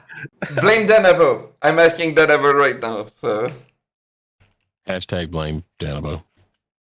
Hashtag justice for Danabo. All right, Dylan, go ahead. Both of them together, right? Okay, so for me, I think it's pepperoni pizza. I think it's the best type of pizza. It's a basic type of pizza. I think everybody likes to get wild with other type of toppings that are, I think, frivolous or so out there that there's only going to be a certain niche group of people that's going to like it. The reason it's better than potatoes is we're saying potatoes, and since we're not clarifying, I'm just going to assume we mean like a raw potato or what you can do with a raw potato on like a basic level. So I'm not thinking French fries, okay? I'm not thinking potato skins on like a basic level like potato. Of course, pizza wins out.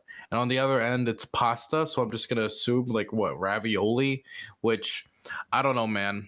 Pizza sales in the United States far exceed pasta sales in the United States. So if you restrict it to any like one food group. So, yeah, pizza. All right. And by the way, after precision, it's all pasta dishes, basically. Not all just pasta the dishes? Yeah. Well, how the fuck is that fair? You get different. How is it not? You get. How is it not? Yeah. Because you can have all of pasta don't be a against dum dum. one category of pizza. Oh my God! I need to hear other people's takes. My Sushi pizza. eyebrows are vibrating right now. Okay. I'm frustrated with Dylan. I'm going to pray to Preacher. Okay, so as a fat guy, let me talk about this stuff right here.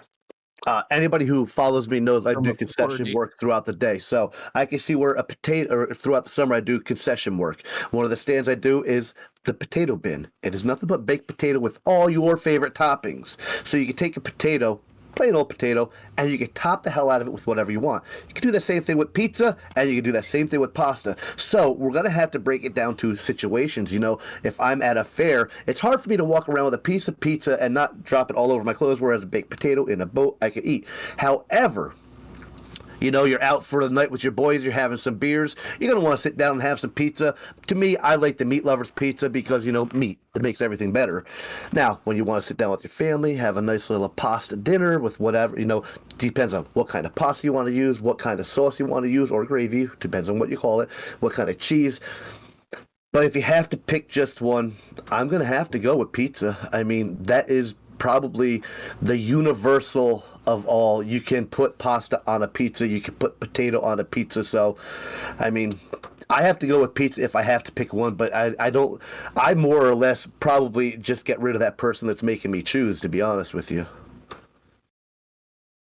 All right, I'm going to throw it to Katarana. Today's a really sad day, Geek, because I learned that my boyfriend's a fascist. And the way I learned this was because he said he only eats pepperoni pizza. If that's the only toppings, and that means that, yeah, he's a fascist. Do you know who Pepperoni ate and pineapple, pizza? to be Excuse me. specific. Even bigger fascist. Great to know. You personally bombed Pearl Harbor. Get help. Now, going on, you know who ate pizza? Mussolini. Pasta, okay? And why I say pasta is because there's some things that are pasta that don't even be looking like pasta. Have you heard of Israeli couscous? That's technically pasta. Do you know about orzo? That's technically pasta. I can make risotto-like dishes just substituting it with orzo, and it's basically like I'm eating rice, but it's technically pasta. I'm already excited. Also, penne is pretty lit. And you know, you could do a lot of different types of things. You could do creamy, you could do tangy, you could do chicken, and you could do shrimp. And if you put shrimp on pizza, that makes you a bigger fascist. Pasta. Thank you. All Good right. one. I'm going to throw it to More Perfect Union. I think you guys are missing the point of the question, right? It's not. You're being asked to make a choice. You're being asked to make a divisive choice among foods that all have myriad complexities, myriad opportunities for inclusiveness, and we're instead being asked to pick the most divisive take that we can get. You can put anything on a pizza, you can put anything on a baked potato, you can put anything on your pasta. And I think we should celebrate the inclusivity that is everything and resist with all of our potential effort, our collective and individual efforts. We should resist being forced to make such a superiority-based judgment when everything is equally good all of the time. That was a hot take, by the way. All right, I'm going to throw it to CTV. Sorry. Well, especially if it's a hot potato, but All right, so I can't trust Gappy, right? Because he wants to start drawing lines, right, with regard to pizza, right? He's just like right off the top. He's like, cheese pizza's not a real pizza, right? Yeah, it's like a no, sandwich, that's like, but only shut bread. the fuck up. It's right. It's my time to talk. statement. What are you thinking? Everybody else, shut up. This is what you wanted, right? So this is where we're at now. Can't trust Gappy, right? Yeah, but When you what start about? oh my Jesus Christ, frames! See how easy that is? It happens so easily too, right? So now, can't trust Gappy, right? When you start like cheese pizza is the baseline pizza, okay? It's got your three elements you need. You need fucking pizza dough, right? You need a sauce and you need cheese, right? So Dylan is already wrong from the fucking start whenever he called pepperoni pizza a base pizza. It's like, no, there's your first fucking topping, right?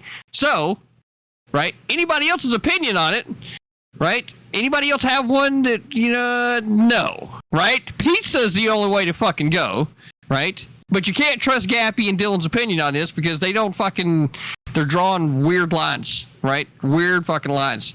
And it's not surprising coming from Dylan. I mean, he's an international fucking arms dealer, right? He tries to hide this shit, but yet I've got the shipping manifest, okay? I fucking know where you've been sending shit, right? So, and Freems, he comes in here sideways, right? Talking about his kitchen experience, right? Talking about his kitchen experience as if he knows what he's talking. He doesn't know what he's talking about either, right? And Preacher down there, right? He's got the concession experience, but what about the restaurant? You know? So it's obvious to me all the way around, right? CTV, pizza. That's what you need, folks. Right? Obviously the most base opinion in the fucking room, and that's why I'm the conservative main boss. True, and with that being said, unless I forgot someone, but I don't think I did, you can engage. All right, real No, quick, in voice text, just to clear something up, I found a picture of Mussolini eating pasta, but I cannot find one of him eating pizza. So I just wanted to fact check real quick. At least as far as I can tell. Sorry, I don't see color. Well, it's a black and white photo. So, Just be normal then. also, I would go with pizza now that I got the clarification after I went. The way I'm looking at this question now is you're choosing a base. What do you want your base to be? Whether it be pizza, whether it be noodle, or for some reason potato. So I am going to have to go with pizza, I think. Also, this whole time, all I can think of now is Preacher being on one of those infomercials where people are constantly making mistakes because apparently he cannot walk and hold pizza at the same time. I want to add that in there. Well, I want to throw out here that, listen, I didn't want to toot my own horn and throw in all my expertise, but I have worked at the bench in the pizzeria, and that is why I did say I hate making choices, but if I have to choose, I will go with the pizza, because with the pizza, you can put anything on it or on its own. It's great. Baked potatoes with toppings on it, great. But like Dylan said before, you give me a regular old potato, I'm biting into it, I'm probably throwing it at somebody because that's disgusting. Pasta, I love pasta, but you need to top it. It's just going to be plain. Pizza on its own, great. And I'm sorry, CTV, I do have the restaurant experience too. And in the kitchen, I was making the pasta, which was all right. But I had much more fun out at the front where I could see those people. I could talk to those people as I am making them their wonderful pizza, whatever toppings. But if you came at me, can I get the ham and pie? Get the hell out of here. No. No, you cannot. Get out. And I'll leave it at that. Yeah, I just want to say that like we have a lot of Southerners and I think in here, and I mean none of these pizza and pasta, it's like not our food. Like we're very snobby about a lot of foods, but like that's not really our dish. And like I know people say, "Oh, Binx, he's so cosmopolitan, he's so hip." I'm literally a bumpkin. Like I've never been to New York, never been to Chicago, never been to Italy. When I'm thinking pizza, I'm thinking Domino's. When I'm thinking pasta, I'm thinking Olive Garden. Like these are just not my questions. So I'm gonna be humble for this topic. Okay, then how about we do biscuits and gravy or fried chicken? Sorry, I don't speak Alabama, but you know what?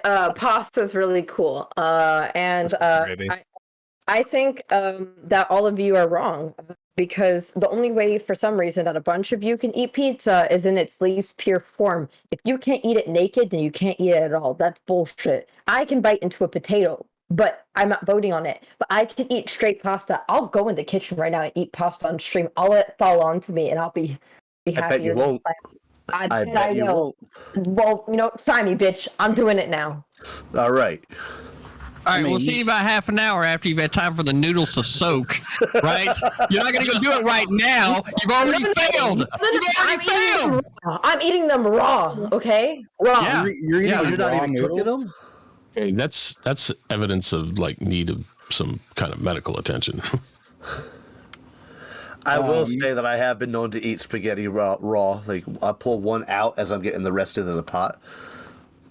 And I'm not surprised that the fucking arms dealer ain't saying shit. Because as soon as he opens his mouth, he's going to incriminate himself, right? You know what it is Dylan is afraid of me. I have, he's witnessed me murder his cats in Minecraft. He's witnessed me destroy his civilization in Civ 6. Those cats got away. Those cats got away. They were never killed. Yeah, you don't know. You quit coming. Okay, where were they? You dug out this little hole into the side of this mountain and hollowed out the inside of a mountain. Trust me, I found them, Dylan. So I heard you was talking shit, man. What's up? He knows I'm right too, because that's where you know exactly where they were. Oh, hang on. You also had a sign up that said something. I can't remember what it was. Like you were like pleading for forgiveness. Hold on. Yeah, that's right. I killed both of them and I enjoyed it. Cat's trying to make this an ASMR challenge. Hell yeah. Yeah, what's up? You got a problem? Man, this is so much better than the main show. I don't know. Is that really pasta in there? You probably have gummy bears in there. That's an advertisement for Tricolor Rotini from Barilla. Yeah. Right. Also, isn't this too falling out of my gums? But I don't give a fuck. I'm doing it for Why? Why are you doing that? I'm doing it for culture. Also, I enjoy dentistry bills. You got a problem? All right. Isn't eating pizza in its purest form just eating fucking bread? Yeah. I think I can handle that pretty well, actually. No, see, that's why I don't think the question, is raw fucking noodles is pasta, right? Like we Danabo said to begin with, it's all pasta dishes. Right, and then Dylan, the fucking nefarious arms dealer that he is, asked why. How is that a fucking good comparison, right? But the reality here is that includes all pizza as well, right? There's like chicken Alfredo pizza, right? There's all of these different types of pizza, and it's got to compete, right, with pasta.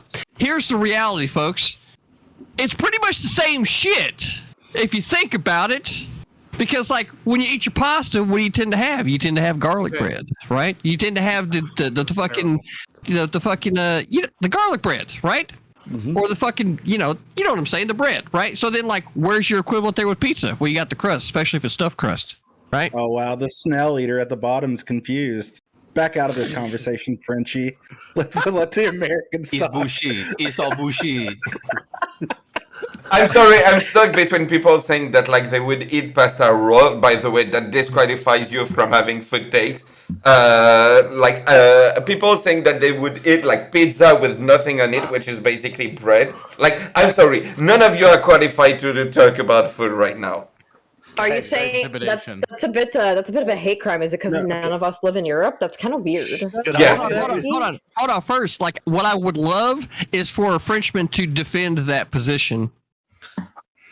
I mean, they have French bread pizza. What position? Like the position that, like, on top of eating, like you're already eating carbs and you're adding more carbs. Why? Explain the reasoning behind eating pasta and eating fucking garlic bread. You already got your carbs. Why the fuck would you add bread? On top of that, not good one because American. This right here is a clear example. Attractive. Yeah, but this is a clear example, folks, of the best defense that France has ever put up. Better than the Maginot Line. And I'm going to say this to Mr. Geek. You can, if you want to, you can question my food expertise, but I'll stand up and show you my belly, and you'll know I'm a damn expert on this situation. Well, he's a consumer of his product. I mean, yeah. And also, I'm going to give you a hot take for my local area. I'm in Northeast Pennsylvania. There's a town not too far from me called Old Forge. They have Old Forge pizza. It is not freaking pizza. It's square. It's ugly. It's thick. It's disgusting. It's not pizza. They can take that, turn it sideways, and shove it.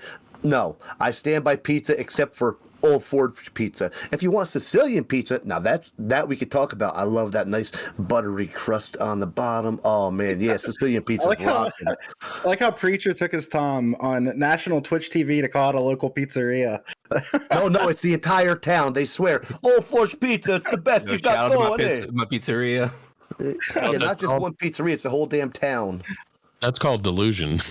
By the way, real quick, just by a show of hands. So who chose pasta here? Who think pasta is the best dish? All right, Katarana, more perfect union. That's it. Pizza. Who's for pizza? Okay. And potatoes? Wait. Okay, more perfect union voted twice, but like CTV is for potato. I'm curious about that. CTV, go. I want to hear this. It's obvious, right? It's obvious. Potato obviously takes the cake. Obviously. There's so many things that you can do with potatoes. There's so many things. There's tater salad, right? Tater salad. Oh my goodness, tater salad. Oh man. See, that's when you start getting into some good southern dishes that start, making some baked potatoes with all your toppings. Preacher, you already been talking about it, right? You know what? I was on the news with that. I was on the news in my concession stand. They did an interview with me as I was taking my nice sweet potato baked and stuffing it with my fresh homemade pulled pork topping. Sold out that day. And let's not forget tater tots. Right? Ooh, let's also not forget potato alcohol. Right? Can you make alcohol out of pizza or pasta? No. What about French fries? Mashed potatoes? Excuse me, have you ever had pepperoni wine? Do you want to talk? Pepperoni wine? Also, I want to say, as a whiskey maker, I want to say fuck vodka. So.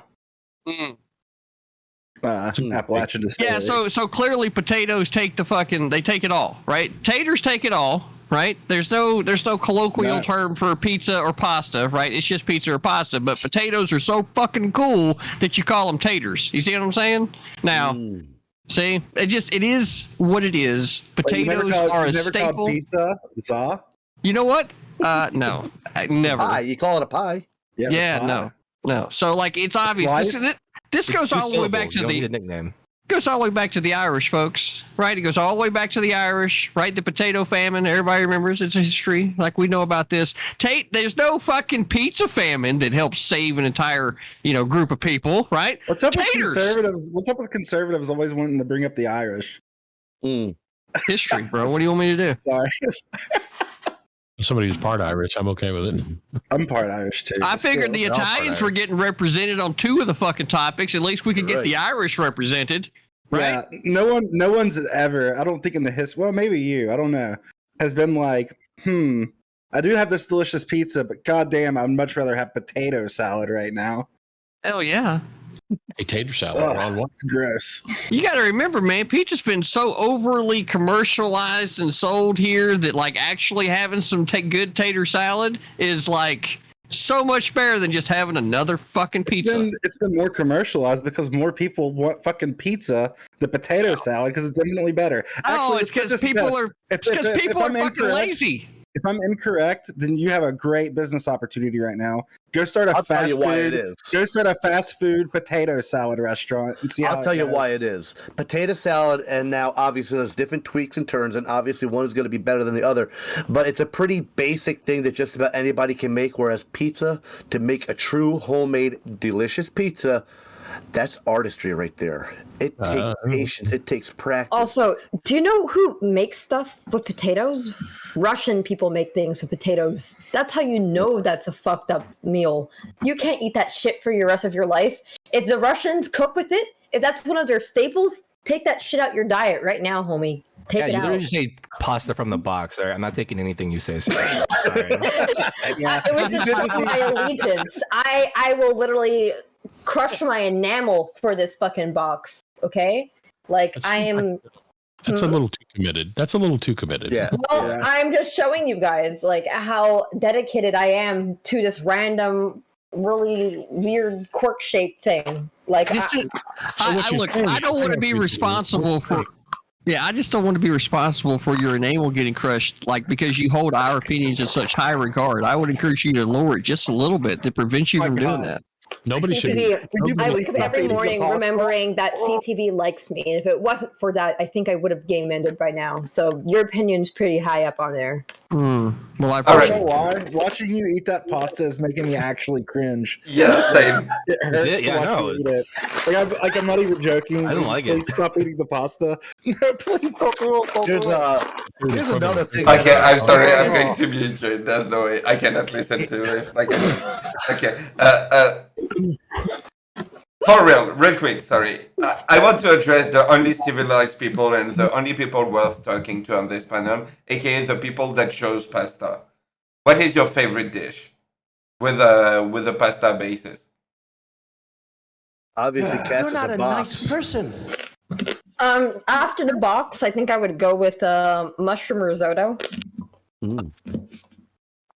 Okay, decent choice. Globalist. Huh? Didn't you choose pasta as a? I originally chose pasta because I was thinking like I was overthinking it. I was thinking of just specifically dishes. Then technically you could put noodles in anything, and then it would therefore be pasta. Like I could get vanilla ice cream, throw some noodles in it, and then just not eat the noodles, and I have ice cream. Like I don't know, but if we're going for just specifically for dishes, I like pasta a lot, but no pizza. Well, sure. if we're bringing up whole fucking meals, right, dishes, then it's very, very important to remember that steak goes with potatoes. Okay. Yeah, but you need the steak to make it a meal. Yeah, I mean, if we were going for best sides, I would go with potatoes over pasta or steak. Or pasta or pizza. But it's a dish, right? So steak and potatoes. Actually, fuck, I'm an idiot. I'm wrong. I think it would be pasta. If we had to go with specific dishes, it would be pasta. Because there's more options. That actually makes sense now. I'm sorry. I just got done working. No, that makes sense. Like, I would rather have like chicken parmesan than a pepperoni pizza, for example, for sure. Welcome to the Or- Champions Club. Or like chicken carbonara. You can have a chicken parm pizza, by the way. You could, but it wouldn't be as good. No, I wouldn't eat raw pasta because apparently I can't handle that. That's something new I found out about myself today. You're not Oh, thug enough. I'm sorry. Yeah, well, you're also forgetting about scallop potatoes, right? No, I thought about it. I thought Or of all the- waffle fries, Yeah, I right? Or thought about curly it. fries. Actually, you hear something funny? When I go to a fast food restaurant, I usually order whatever fry alternative they have. Even at Arby's. When I go to Arby's, I get mozzarella sticks instead of curly fries. If I go to McDonald's, you can substitute your fries for nuggets, like a 4-piece nugget. Why? I just don't like potatoes that much. I don't even eat potato chips. I usually get whatever kind of corn chip I can get. Wait, you don't eat Pringles? No, which isn't even really that much potato. It's mostly dough with potato in it, but Yeah, but you don't like Pringles? they're okay. I What would do you never mean they're buy them. okay? What do you mean they're I okay? would never- Once you pop, you can't stop, damn it. Yeah, so like my go-to snack like that is Cheez-Its. I don't really like chips or Doritos. I mean, potatoes just kind of suck. Yeah, except they're what keep people alive. I mean, yeah, maybe like I don't know, decades ago. We have no need for potatoes now. Are you shitting me? Unless you're bringing up something that I don't know about. Wait, now you're bringing up a very, very bold claim. You're saying that we don't need potatoes at all now? I mean, I don't eat potatoes, and I'm ticking, buddy. Uh-huh. So I'm you gonna don't say think that as nobody- a civilization that we should just just genocide the entire potato plant according to Freems? So I just want you to know that, like, I think we should only have the food that Freems thinks we should have, and he says we don't need potatoes, so I don't think we need potatoes. Thank you. That's a good take. That's the best take I've heard tonight. And I will say that many people have put themselves through college delivering pizza. Nobody's put themselves through college delivering potatoes. True. The coolest thing you can do with a potato is getting a lighter igniter and a big PVC pipe. Oh yeah, and shooting some fluid down in there, throwing a potato in it, and clicking it, and watching that potato launch like 300 yards. Wait, so you just further strengthened my argument by including, high velocity projectiles, right? To be able to use to defend your home as well, right? So like, you can't defend your home with pizza, can you? Maybe I'll stream it. I'm going to toss a can of ravioli in it and see what kind of damage it does. Oh, cheapers. Well, no, you don't get to keep the material, right, that the thing is stored into whenever you're just using it, right? Say, using something to prepare it, right, is the thing. You don't get to just have the can. So, right, so maybe you could use the pot, right? But then it's a pot. Whereas the potato is in fact the weapon. It's just moving at a high velocity. You see what I'm saying? So like pot? Okay. You know what? I'm sorry. I know I usually wait until like people like the topic is dying down, but I cannot like take any of your food take any longer. So we're going to go into closing statement. No, I'm joking. Like on top of that, like there's a show that's starting soon. So yeah, I think it's a good time to end. Well. Yeah, let's start with the closing statement with Dylan Burns, I appreciate it. So All right. I just want to say that this is the most I've probably ever talked on a panel, and I appreciate everybody else dealing with me. The topics were so engaging, so amazing, and so top tier that I had no other option but to put my complete and total effort behind every word that I deployed today. And I hope in my deployance of said words, I did not hurt the feelings of anybody gathered here today. Gappy. So, with that in mind, I would like to bid you all farewell and thank you for this enlightening experience that was pleasing to me on an emotional, physical, and sexual level. You all have a wonderful afternoon. Okay, you have a good one. I'm going to throw it to Gappy. Thanks again. It's twitch.tv/GappyV. Tonight, I am finally beating Pokemon Emerald on my Nuzlocke randomizer. I'm not bad at Pokemon. I'm going to fucking destroy it. And every one of my chatters are going to be mad because they realize I'm actually good at the game. Also, check out my YouTube channel, same channel name, GappyV. I need to get 1,000 subscribers so I can get monetized. So please go subscribe so that YouTube can start throwing money at me. Otherwise, I'm going to be poor forever, and that's not praxis. All right. Based. And you can, and you wouldn't be able to get your own mention. All right. Frames. Yeah, twitch.tv/frames. I am the expert, I guess, is what they refer to me as on here when it comes to food. If you like the last topic, host a debate panel where we literally debate everything but politics. Like this week, we're doing anime topics, and then the next week, we're doing the fast food wars. If that's something you're interested in, come check it out. Also have some more shows coming, so appreciate you guys letting me come on this every week for this. So thanks for bringing me on again. Anytime. I'm going to throw it to Binx. Yeah, thanks for having me on. Appreciate it. I'm Binx. I'm what you call a niche streamer. You will never see me on the Hippy TV main show, mainly because I don't get invited to any other streams except for this one. Thanks, Danaba. Yeah, had a lot of fun. Thanks. All right. More Perfect Union. Hi, the More Perfect Union, twitch.tv/the More Perfect Union. I am a political right of center constitutionalist, and I will participate in any panel that people want to talk politics on. So thanks for this. Was a lot of fun, actually. I like the last topic. I still think that my take was the best one because, well, you know, all food is all inclusive, and I think we need to be more inclusive in what we do in our lives. So it really enjoyed hanging out with all of you guys. So all of the takes, some of them very funny, some of them just crazy, but that's okay. And this is what we get when we have diversity of thought. So thanks very much. Appreciate it. Hell yeah, anytime. Preacher.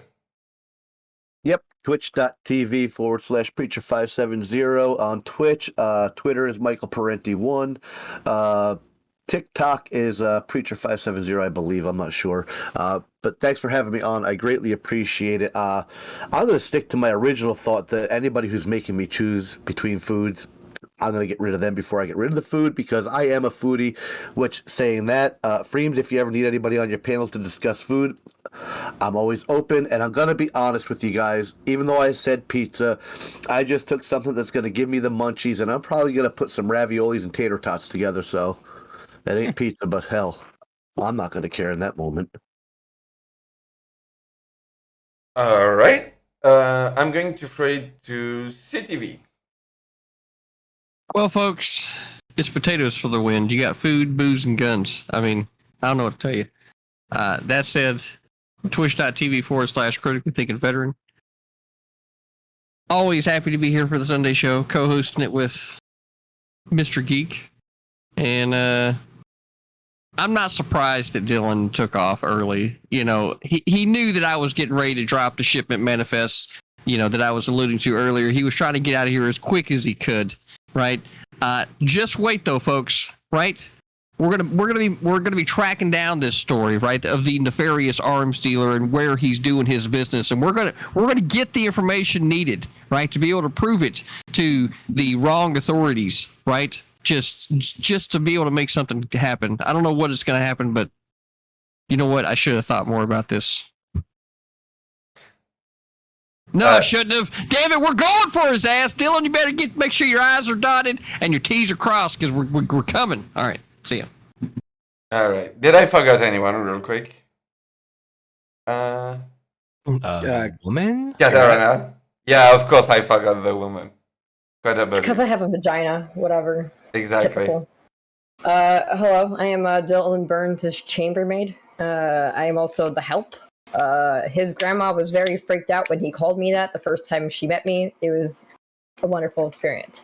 Hello, I am Katarana.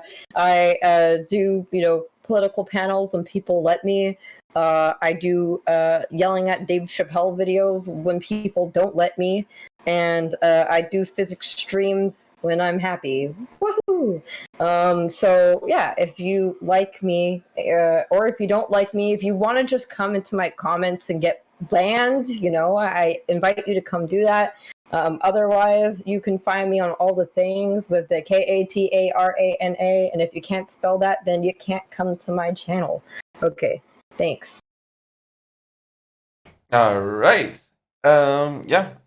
So this time, did I forget anyone? No? Perfect.